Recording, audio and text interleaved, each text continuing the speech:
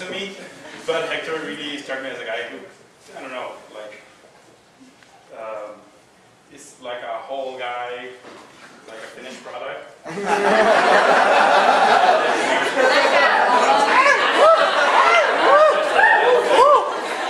a very smart guy, CAP student. He seems to have everything under control, very cool all the time. But I think we're about to find out that there's more to it than that.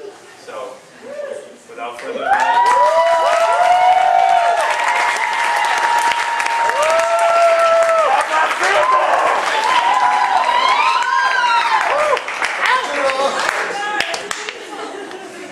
Hi everyone. Last, not least. So, for those who don't know me, my name is Hector from Mexico too. I want to talk today about how to build a robot, and it has nothing to do with CAP, I swear. I know there's a lot of people who are like, not today. I really enjoyed tonight's presentations. They talked a lot about constructing oneself, but also a couple of you talked about deconstructing yourselves, and I think that's also a really important part of people. Like I said, I feel like a finished product, but it's still under construction and deconstruction in a certain sense, so maybe we can start. So how to build a robot, by me. I should have said that presentation first. Anyway, so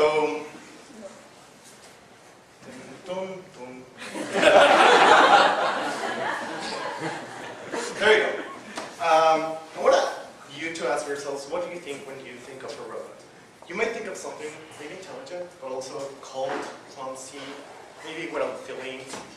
Maybe you think about a hair sprinter that gets stuck all day. Maybe you think of Skynet. Anyways, these are some of the things that I think about when I think of a robot. And I just want to share a little bit of background for me. This is my family. These are my grandparents. We come from Mexico, all over Mexico. That's where I lived. I grew up for 25 years until I came to the States. That's beautiful Mexico City. I just wanted to put some maps because I like maps, and I'm very sad that we don't have a body of water because we desiccated Mexico. But that's where I grew up. That's where I went to school. That's where I worked. And I want to talk a little bit about school because it's a very important part of how to build a robot. That's me in my graduation high school. I went to this school that is a Catholic school. So since I was in pre-primary school, I went until high school, and it was an all-male Catholic school, pretty conservative. Just as Myra said, you don't learn only English, math, and Spanish, but you also learn a lot about religion. And sometimes you find out that you're slightly different when you're like surrounded by all these conservatism. I don't know how to say that. So the first time I felt different was when I was in elementary school. I had a slightly neat group of friends who were, for some reason, all from Spain. And at some point they stopped talking to me because apparently I was from Mexico and they all were from Spain. And I was like, this is pretty weird, but you know, you're like 8 years old and you're like, why do these people do these things? Whatever, I'm gonna get new friends. So this is going too fast, but my second point is, then in middle school, also a group of people started talking about me like, hey, why are you talking so funny? And as far as I know, I'm talking more funny than I used to talk back then. But they also stopped talking to me. And then in high school, I had like this really hard moment in life. I basically had a girlfriend with whom I broke up. She was a cousin of my best friend back then. And we got into a fight because I was discovering my sexuality. We broke up because I was gay. But the casualties were, I lost my best friend, I lost a girlfriend, and I lost a lot of people who I thought were my friends, but were not there to support me. So I found myself a refuge in religion. I started going like to humanitarian missions. I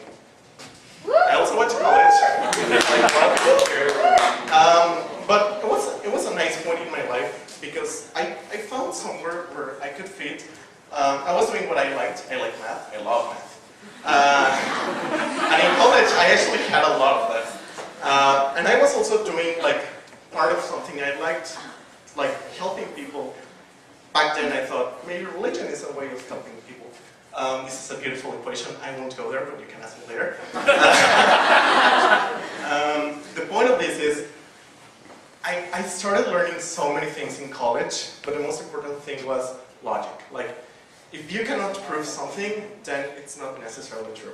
So, these stories is just to tell about what are some of the things for building a robot, and that's basically anxiety of talking, because I became anxious of talking.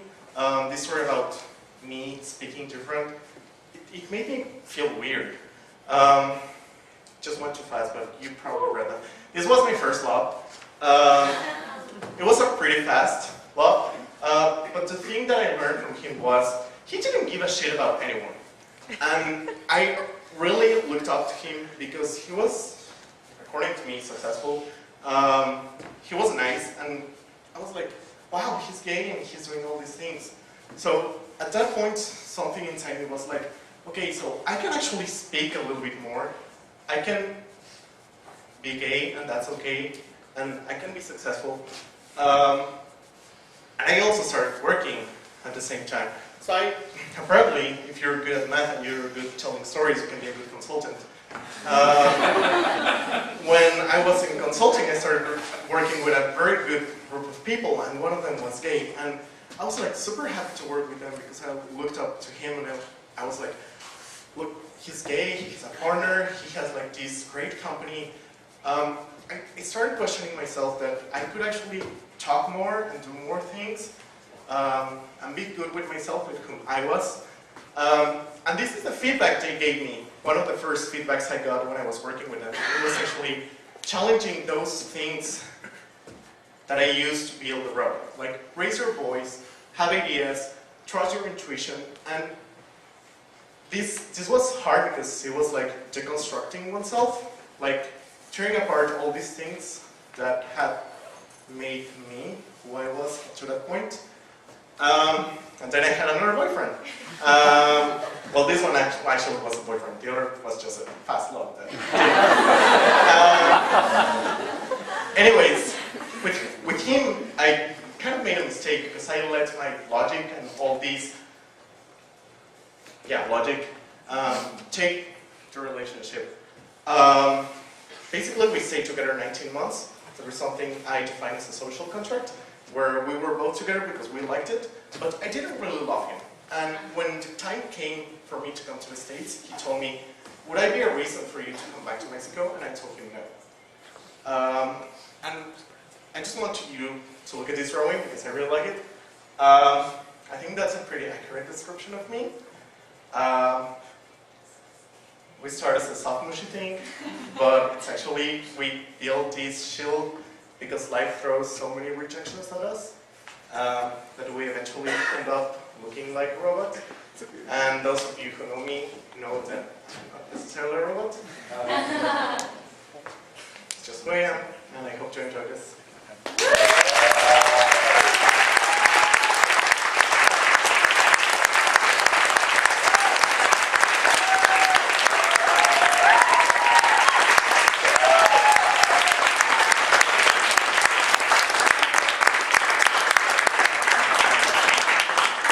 Feel free to ask uncomfortable questions. Yes, go ahead. So that last picture, you kind of have like a robot around you. Do you still have that robot? I do. All the time. Okay. Why? Why? I don't know, self-defense mechanism. I mean, usually I try not to be. One of my commitments when I came to grad school was try to be a better person, try to take off that shield because people are good. Sometimes. Not everyone is a dickhead. So I try to be a good person. I think when most people get to know me, they discover that I'm not like this stiff, cold person. So yeah, I do my best to not have that shit. Yes, Marie? I mean, we all have our insecurities and our moments of anxiety, maybe. What do you do to shake that anxiety off and don't be the robot, but be I started not giving a shit about things. Sometimes it's actually a problem because people think that I don't care about them, but it's me letting go of things that might make me more insecure. So I'm just like, okay, shit. Yes. Hi, Hector. Hi. You said sometimes you don't express yourself. Does it ever bother you that people might not or they do not understand you completely? Yeah, all the time. I mean, one of the reasons I put that last slide, the one of the robot, is because I would like sometimes to communicate to people that maybe when they meet someone, maybe like me, it's not that that person doesn't care about them or that person is just like cold. It's maybe they have a lot of luggage behind them, so it does feel uncomfortable sometimes. Like I'm like, maybe this person won't like me, but as I said before, I'm like whatever. If they like me, well. If they don't, that's fine too. Yeah, I don't have a better answer for it. Yes, I don't have a question, but you know that I always admire you. So since the first quarter, I always said like, Hector, you're so perfect. Like you can do anything, and it's like you're always helpful to everyone. And then you always say like, no, I'm not. Like I have some like I'm not always perfect, and you always say that over and over. And you open up on the stage and show your full nervous side. And I really appreciate that.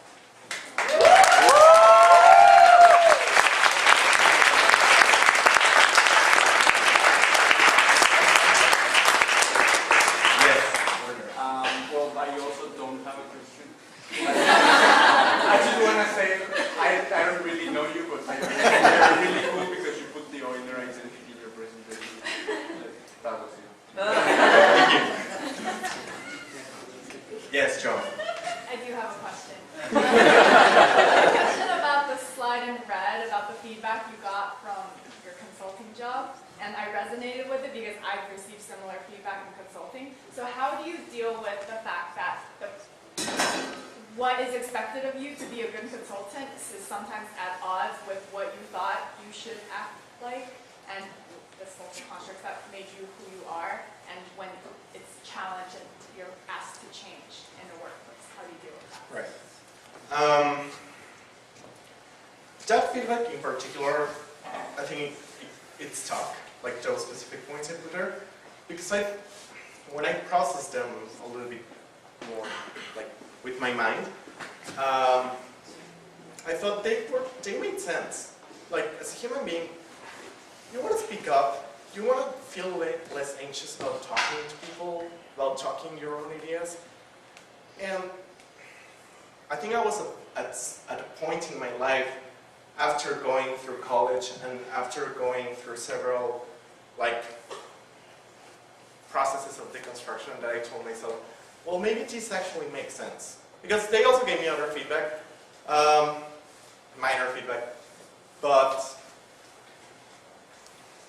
I think they were good people, and the feedback they gave to me was not only to be a better consultant, but it was also to be a better human being, because the advantage of me working in a really small consulting firm was that I actually bonded really well with the partners, like I worked with them directly, and when I had this type of feedback, it was them telling me, Hector, this is like for you as a consultant, but this is for you as a human being. So I take that feedback as good advice for life. Alton.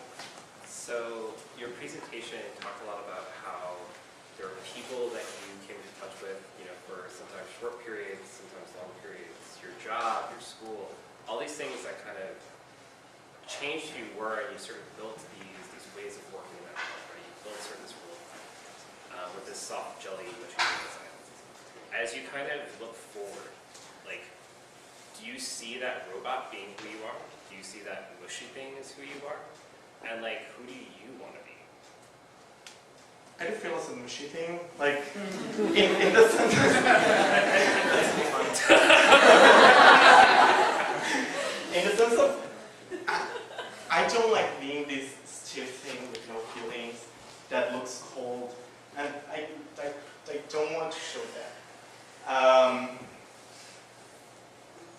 I guess that is for some type of protection, but I guess I work very hard to not make it so apparent towards others and be more open. Also trying to understand how people that are like that might have a similar situation. Where do I want to be? Like, how do I want to be looked at? Maybe someone who went through this phase of deconstructing himself, acknowledging all these things, and being recognized as someone who tries every day to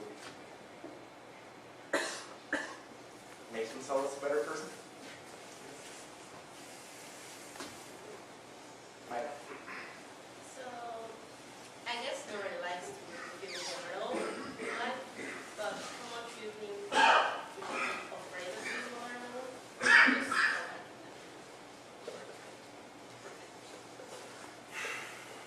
I don't feel like I am any more afraid of being vulnerable.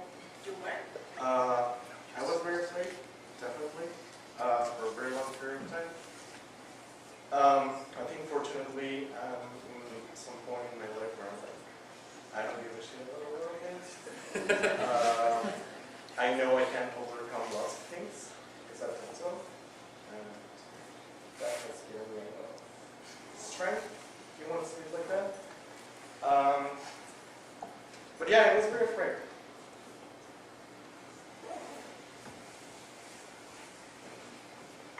Anyone else? No? Cool. Thank you.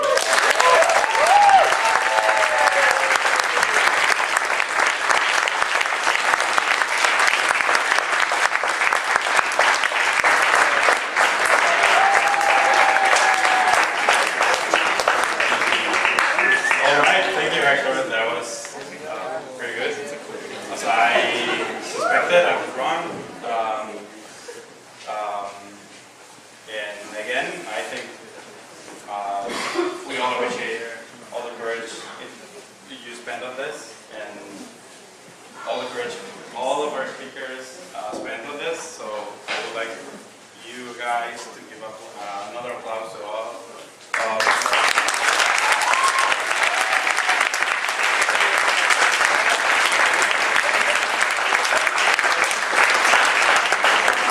I think that what Chakucha says a lot about who we are as students. And I'm very proud of being your colleague.